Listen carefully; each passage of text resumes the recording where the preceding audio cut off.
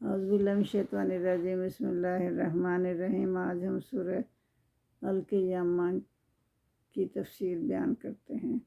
لا اقسم بیوم القیامت ولا اقسم بنفس اللوامہ۔ اس صورت مبارکہ آغاز ہی نہیں سے ہوا۔ اس کا مطلب یہ ہے کہ کفار کسی بات کی نفی کر رہے تھے، جس کے جواب میں اللہ تعالیٰ نے قسم کھائی۔ تو وہ کیا بات تھی؟ وہ بات یہ تھی کہ وہ قیامت اور آخرت کی زندگی کا انکار کر رہے تھے اور مذاق اڑا رہے تھے۔ اللہ تعالیٰ نے روز قیامت کی قسم کھا کر فرمایا کہ قیامت ضرور واقع ہوگی۔ تو آیت نمبر 2 میں قرآن میں نفس انسانی کی 3 قسموں کا ذکر کیا ہے۔ نفس امارہ جو برائی پر اکساتا ہے، نفس لوامہ جو برے کام یا بری نیت پر ملامت کرتا ہے۔ ایک نفس جو ہے وہ برائی پر اکساتا ہے، دوسرا نفس جو ہے وہ کیا کرتا ہے؟ وہ منع کرتا ہے برے کاموں سے۔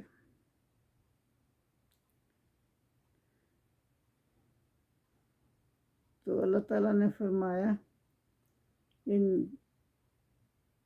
میں روز قیامت کی قسم کھاتا ہوں کہ قیامت ضرور آ کر رہے گی، اور نفس لوامہ کی قسم کہ سب لوگ جو ہیں، نفس لوامہ کی قسم کھا کر اللہ نے کہا کہ سب لوگوں کو اکٹھا کیا جائے گا۔ ایحسب الانسان ان نجمع عظامہ، تو کیا انسان یہ خیال کرتا ہے کہ ہم اس کی بکھری ہوئی ہڈیوں کو جمع نہیں کر سکیں گے؟ بلا قادرین علی ان نسوی بنانا۔ تو یہاں اللہ تعالیٰ فرما رہے ہیں کہ نہیں، کیوں نہیں، ہم تو قادر ہیں اس پر کہ درست کر دیں پور اس کی، یعنی جیسے انگلیوں کے نشانات ہیں نا، وہ ہر انسان کے، پوری دنیا میں ہر انسان کے اللہ نے فرق بنائے ہیں، اور اللہ فرما رہے ہیں کہ ہم تو اس پر بھی قادر ہیں کہ ہم اس کے وہ نشانات تک دوبارہ بنا دیں ویسے ہی جیسے پہلے تھے۔ وَيُرِيدُ الْإِنسَانُ لِيَفْجُرَ أَمَامَهُ، لیکن انسان جو ہے وہ خود چاہتا ہے کہ آگے کی زندگی میں بھی وہ خود سری کرتا جائے۔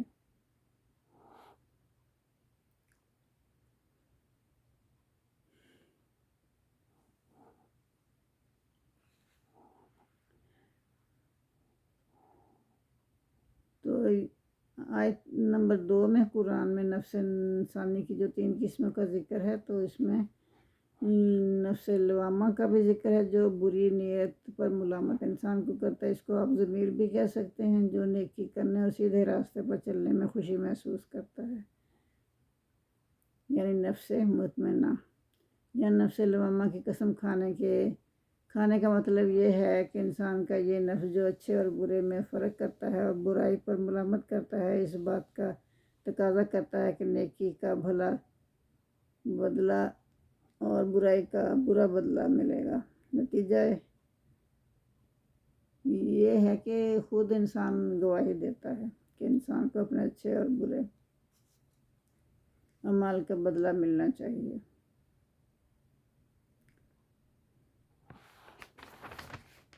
اور یہ ناگزیر ہے کہ زندگی کے بعد ایک دوسری زندگی ضرور ہونی چاہیے جہاں اعمال کا پورا بدلہ دیا جائے۔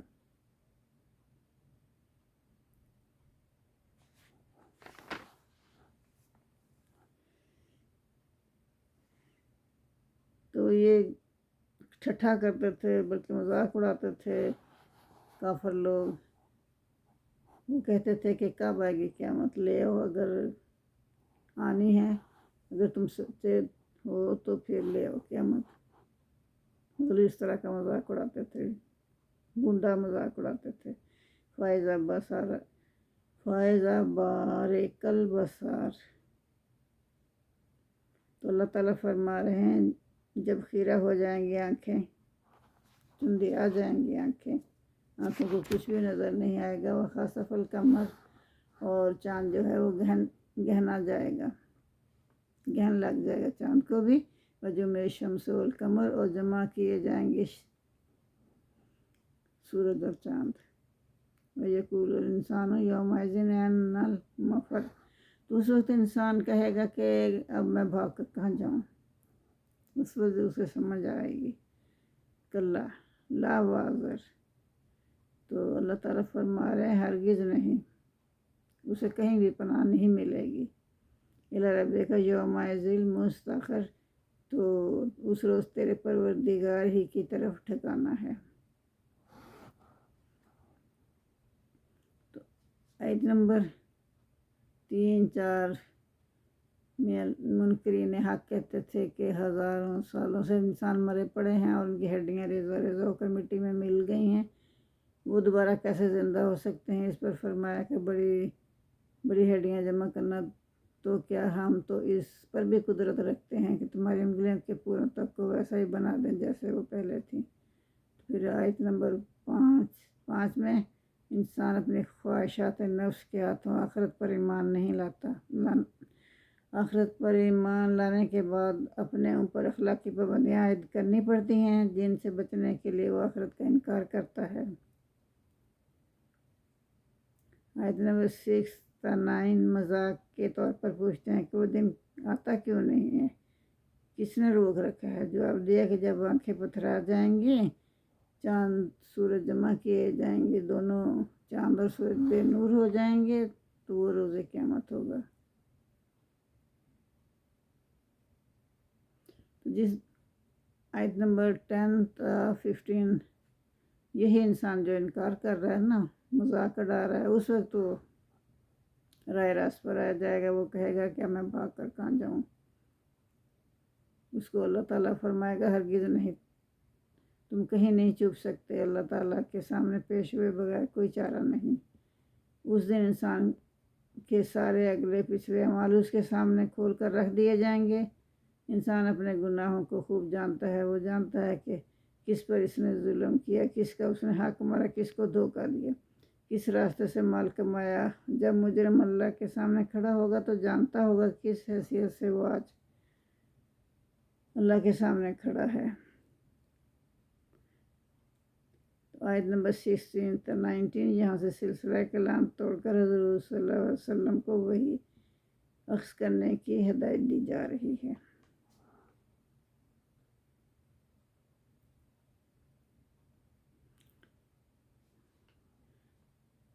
تو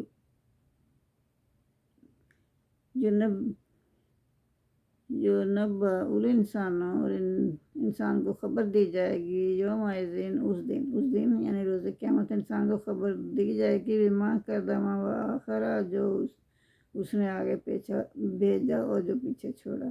بل الانسان علی نفسہ بصیرہ، بلکہ انسان تو اپنے آپ کو دیکھنے والا ہے. ولو القی معذرات،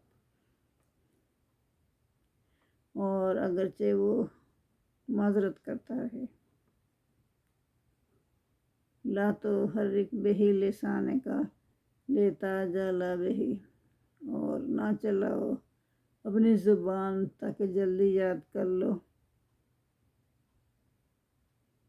انا علینا جمعہ و قرآنہ، اور اس کا قرآن کا جمع کرنا اور اس کا پڑھوانا ہمارے ذمہ ہے. فائزہ قرآنہ فتبع قرآنہ، پھر جب ہم پڑھیں گے تو آپ اس کی پیروی کریں. یہ اللہ تعالیٰ حضور صلی اللہ علیہ وآلہ وسلم سے فرما رہے ہیں کہ جب ہم پڑھیں گے نا تو اس وقت آپ پھر اس کی پیروی کریں، آپ پیچھے پڑھیں اس کے. ثم ان علینا بیانہ، پھر بے شک ہم پر اس کا بیان کرنا فرض ہے، ہمارے ہی ذمہ ہے. کلا بل تحبون العاجلات، ہرگز نہیں بلکہ تم لوگ پسند کرتے ہو دنیا ہی کو. وتذرون الآخرۃ، اور آخرت کو چھوڑ دیتے ہو. کافروں کو متنبع کیا جا رہا ہے. وجوہ یومئذ ناظرات، بہت سے چہرے روز قیامت تر و تازہ ہوں گے، بارونق ہوں گے. الی ربہا،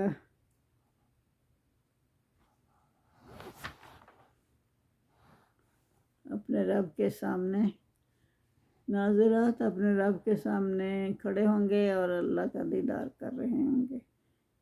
وجوہ یومئذ باسرات، اور اس دن بہت سے چہرے ایسے بھی ہیں جو اداس ہوں گے اور بگڑے ہوئے ہوں گے، بد شکلے ہو رہے ہوں گے۔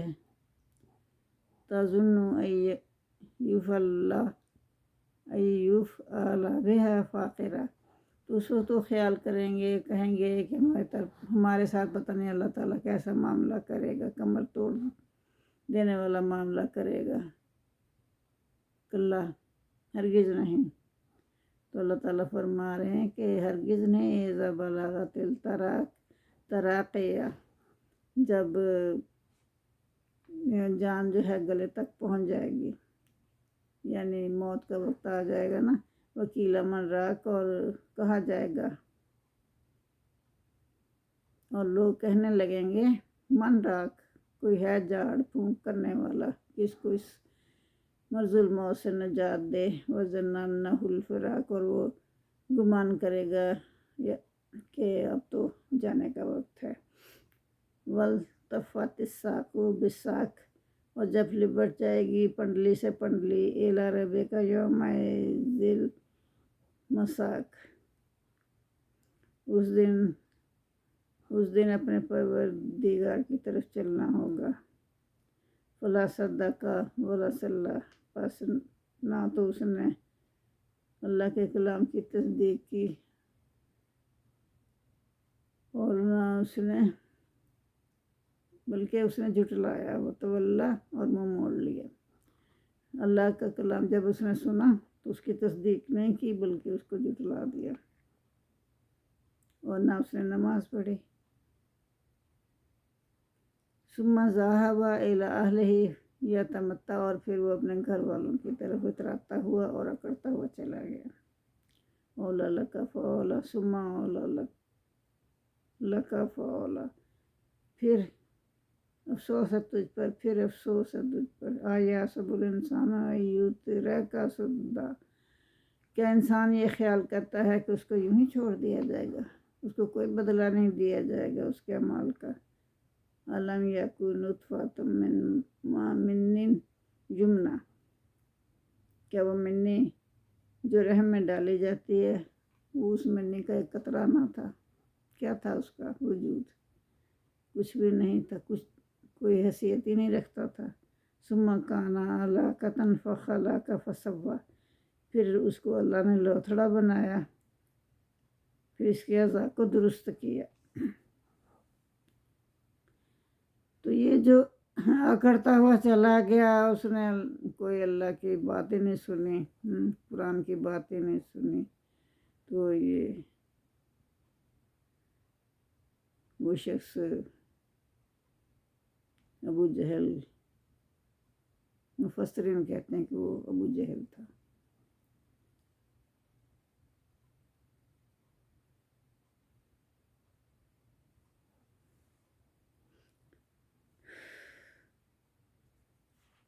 وجعل منہ، پھر بنائے اس سے زوجین الذکر والانثی، اس کے مطلب جوڑے جوڑے اللہ نے بنا دیے، یہ مرد اور عورت کے جوڑے جوڑے بنا دیے۔